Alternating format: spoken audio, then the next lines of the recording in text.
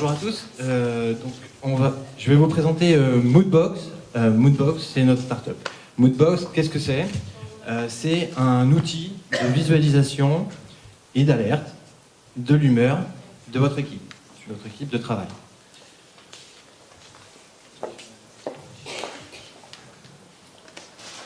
Donc on est parti d'un constat très simple.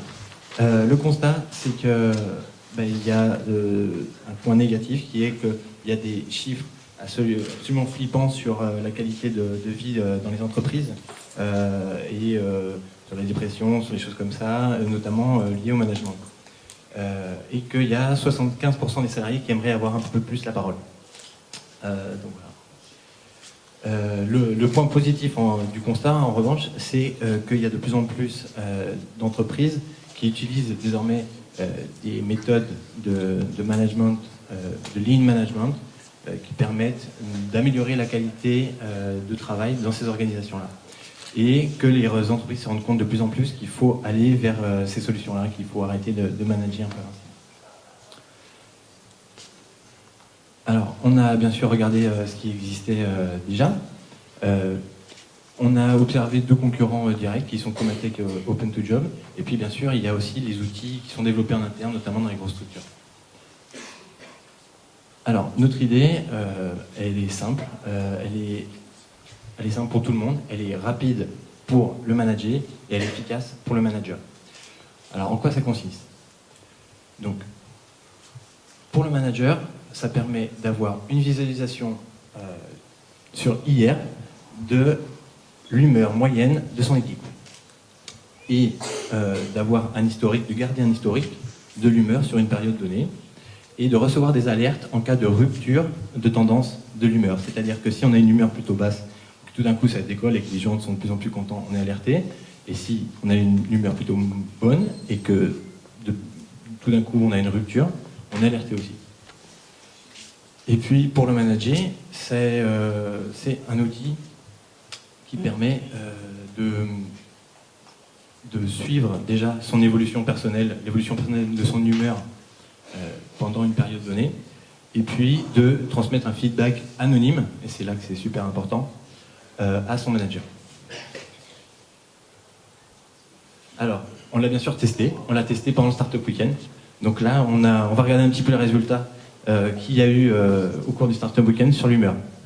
Donc on voit clairement qu'il y a des équipes qui sont plutôt heureuses, c'est-à-dire que la moyenne de l'humeur de l'équipe de Sporting Town, ça doit être la plus grosse. Midsquare ensuite, et puis Smile, la nôtre, donc on est plutôt content du management. Et voilà, enfin en tout cas l'humeur était plutôt bonne. Et puis il y en a où ça s'est moins bien passé. Ensuite, ce qui est intéressant, c'est d'observer l'évolution des humeurs. Je ne vois plus trop le compteur, mais je sais plus. Il se reste 1 minute 30. Okay. Donc voilà, on voit l'évolution.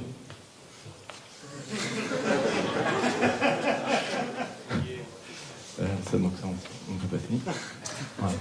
Donc notre business model, la façon la plus simple, celle qui nous semble la plus simple, c'est de faire du SaaS. Et ça coûte le prix d'un café par utilisateur par mois. Voilà. Et on va donc créer des partenariats RH pour un petit peu faire du système de revente, c'est-à-dire que les consultants RH deviennent revendeurs de notre solution. Alors, la stratégie d'acquisition, elle est simple.